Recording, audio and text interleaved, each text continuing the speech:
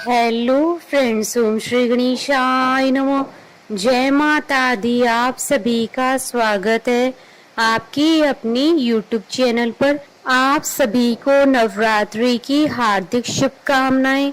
आज हम नवरात्रि के 7वें दिन पर दुर्गा सप्तशती पाठ के 11वें अध्याय को प्रस्तुत करेंगे। फ्रेंड्स, वीडियो शुरू करने से पहले आपसे रिक्वेस्ट है, अगर आप हमारे चैनल पर नए हैं और आपने अभी तक चैनल को सब्सक्राइब नहीं किया है तो प्लीज सब्सक्राइब कीजिएगा चैनल को, साथ ही प्रेस कीजिएगा बेल आइकन को, जिससे नए वीडियो से रिलेटेड नोटिफिकेशन आपको तुरंत प्राप्त हो सके। और वीडियो पसंद आने पर वीडियो को लाइक और शेयर जरूर कीजिएगा ताकि सभी भक्तों को इस वीडियो का लाभ प्राप्त हो सके।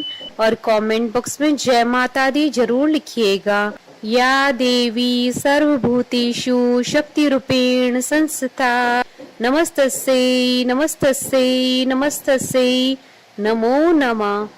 11वां अध्याय प्रारंभ। देवताओं का देवी की स्तुति करना और देवी का देवताओं को वरदान देना।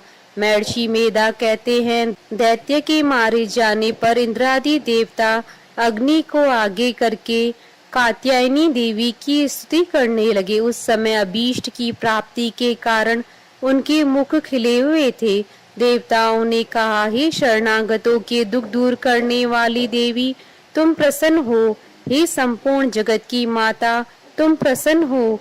विंध्येश्वरी, तुम विश्व की रक्षा करो, क्योंकि तुम इस चर और अचर की ईश्वरी हो।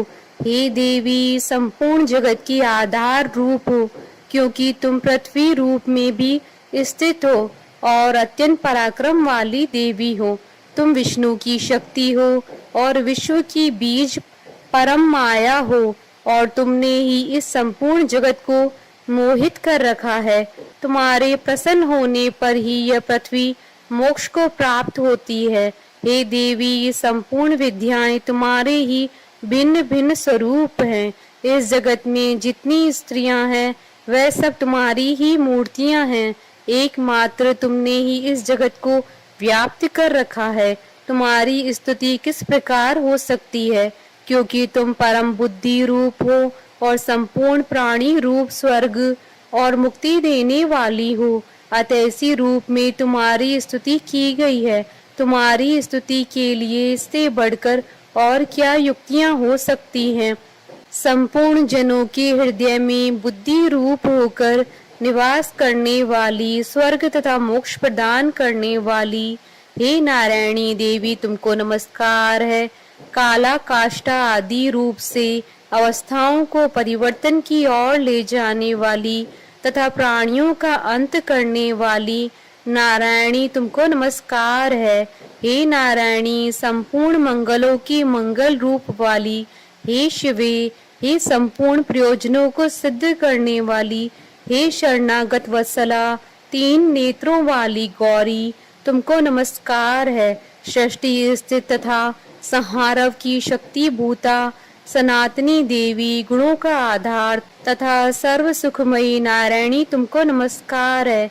हे शरण में आए वे शरणागतों, दीन दुखियों की रक्षा में तत्पर, संपूर्ण पीड़ाओं को हरने वाली, हे नारायणी, तुमको नमस्कार है। हे नारायणी, तुम ब्रह्माणी का रूप धारण करके हंसों से जुते हुए विमान पर बैठती हो तथा कुश से अभिमंत्रित जल छिड़कती रहती हो। तुम्हें नमस्कार है। माहेश्वरी रूप से त्रिशूल, चंद्रमा और सर्पों को धारण करने वाली, हे महावृषभ वाहन वाली नारायणी, तुम्हें नमस्कार है। मोरों तथा मुकुटों से घिरी बहने वाली, महाशक्ति धारण करने वाली, कौमारी रूप धारणी निष्पाप नारायणी, तुम्हें नमस्कार है। हे शंख चक्र गदा श्रांग धनुष रूप आयुधों को धारण करने वाली, वैष्णवी शक्ति रूपा नारायणी, तुम हम पर प्रसन्न हो, तुम्हें नमस्कार है।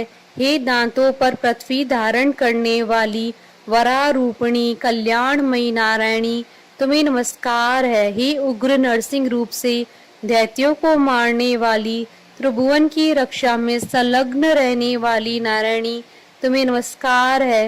हे मस्तक पर किरीट और हाथ में महावज्र धारण करने वाली सहस्त्र नेत्रों के कारण उज्जवल वत्रासुर के प्राण हरने वाली ऐन्द्री शक्ति, हे नारायणी तुम्हें नमस्कार है। हे शिवदूती स्वरूप से दैत्यों के महामद को नष्ट करने वाली, हे घोर रूप वाली, हे महाशब्द वाली, हे नारायणी तुम्हें नमस्कार है। दाढ़ों के कारण विकराल मुख वाली, मुंडमाला से विभूषित मुंडमर्दनी चामुंडा रूपा नारायणी तुम्हें नमस्कार है। हे लक्ष्मी, लज्जा, महाविद्या, श्रद्धा, पुष्टि, स्वदा, दूर्वा, महारात्रि तथा महाविद्या रूपा नारायणी तुमको नमस्कार है। हे मेधा, सरस्वती, सर्वोत्कृष्ट ऐश्वर्य रूपिणी पार्वती, महाकाली, नियंता तथा ईश्वर रूपिणी नारायणी तुम्हें नमस्कार है। हे सर्व स्वरूप सर्वेश्वरी, सर्वशक्ति युक्त देवी, हमारी भय से रक्षा करो तुम्हें नमस्कार है। हे कात्यायनी, तीनों नेत्रों से भूषित यह तेरा सौम्य मुख सब तरह के डरों से हमारी रक्षा करे तुम्हें नमस्कार है। हे भद्रकाली, ज्वालाओं के समान भयंकर, अति उग्र एवं संपूर्ण असुरों को नष्ट करने वाला तुम्हारा त्रिशूल हमें भय से बचावे तुमको नमस्कार है। हे देवी, जो अपने शब्द से इस जगत को पूरित करके दैत्यों के तेज को नष्ट करता है, वह आपका घंटा इस प्रकार हमारी रक्षा करे जैसे कि माता अपने पुत्रों की रक्षा करती हैं। हे चंडी के, असुरों के रक्त और चर्बी से चर्चित जो आपकी तलवार है वह हमारा मंगल करे, हम तुमको नमस्कार करते हैं। हे देवी, तुम जब प्रसन्न होती हो तो संपूर्ण रोगों को नष्ट कर देती हो और जब रुष्ट हो जाती हो तो संपूर्ण वांछित कामनाओं को नष्ट कर देती हो, और जो मनुष्य तुम्हारी शरण में आते हैं उन पर कभी विपत्ति नहीं आती है, बल्कि तुम्हारी शरण में गए वे मनुष्य दूसरों को आश्रय देने योग्य हो जाते हैं। अनेक रूपों से बहुत प्रकार की मूर्तियों को धारण करके इन धर्मद्रोही असुरों का तुमने संहार किया। वह तुम्हारे सिवा कौन कर सकता था। चतुर्दश विद्याएं, षष्ठ शास्त्र और चारों वेद तुम्हारे ही प्रकाश से प्रकाशित हैं, उनमें तुम्हारा ही वर्णन है। और जहाँ राक्षस, विषैले सर्प, शत्रुगण हैं, वहाँ और समुद्र के बीच में भी तुम साथ रहकर इस विश्व की रक्षा करती हो। हे विश्वेश्वरी, तुम विश्व का पालन करने वाली विश्व रूपा हो, इसलिए संपूर्ण जगत को धारण करती हो। इसलिए ब्रह्मा, विष्णु, महेश की भी वंदनिया हो। जो भक्ति पूर्वक तुमको नमस्कार करते हैं वह विश्व को आश्रय देने वाले बन जाते हैं। हे देवी, तुम प्रसन्न हो और असुरों को मारकर जिस प्रकार हमारी रक्षा की है, ऐसी हमारे शत्रुओं से सदा हमारी रक्षा करती रहो। संपूर्ण जगत के पाप नष्ट कर दो और पापों तथा उनके फलस्वरूप होने वाली महामारी आदि बड़े बड़े उपद्रवों को शीघ्र ही दूर कर दो। विश्व की पीड़ा को हरने वाली देवी, शरण में पड़े हुए पर प्रसन्न हो। त्रिलोकी निवासियों की पूजनीय परमेश्वरी, हम लोगों को वरदान दो। देवी ने कहा, हे देवताओं, मैं तुमको वर देने को तैयार हूँ। आपकी जैसी इच्छा हो वैसा वर मांग लो, मैं तुमको दूंगी। देवताओं ने कहा, हे सर्वेश्वरी, त्रिलोकी के निवासियों की समस्त पीड़ाओं को तुम इसी प्रकार हरती रहो और हमारे शत्रुओं को इसी प्रकार नष्ट करती रहो। देवी ने कहा, वह वास्तव मनवंतर के 28वें युग में 2 और महाअसुर शुंभ और निशुंभ उत्पन्न होंगे। उस समय मैं नंद गोप के घर से, यशोदा के गर्भ से उत्पन्न होकर विंध्याचल पर्वत पर शुंभ और निशुंभ का संहार करूंगी। फिर अत्यंत भयंकर रूप से पृथ्वी पर अवतीर्ण होकर मैं वैप्रचित नामक दानवों का नाश करूंगी। उन भयंकर महासुरों को भक्षण करते समय मेरे दांत अनार पुष्प के समान लाल होंगी।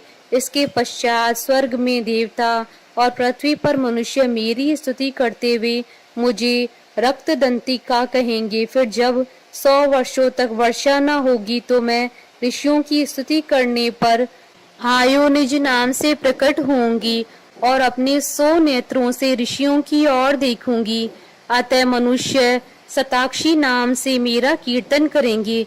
उसी समय मैं अपनी शरीर से उत्पन्न हुए प्राणों की रक्षा करने वाले शाकों द्वारा सब प्राणियों का पालन करूंगी और तब इस पृथ्वी पर शाकंभरी के नाम से विख्यात होंगी और इसी अवतार में दुर्ग नामक महाअसुर का वध करूंगी और इससे मैं दुर्गा देवी के नाम से प्रसिद्ध होंगी। इसके पश्चात जब मैं भयानक रूप धारण करके हिमालय निवासी ऋषियों महर्षियों की रक्षा करूंगी तब भीमा देवी के नाम से मेरी ख्याति होगी। और जब फिर अरुण नामक असुर तीनों लोगों को पीड़ित करेगा तब मैं असंख्य भ्रमरों का रूप धारण करके उस महादैत्य का वध करूंगी। तब स्वर्ग में देवता और मृत्यु लोक में मनुष्य मेरी स्तुति करते हुए मुझे भ्रामरी नाम से पुकारेंगे।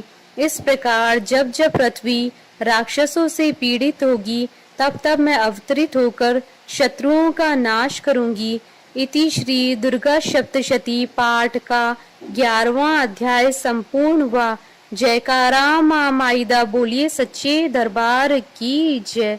हमारे साथ इस वीडियो में अंत तक बने रहने के लिए आपका धन्यवाद। ओम श्री गणेशाय नमः। जय माता दी।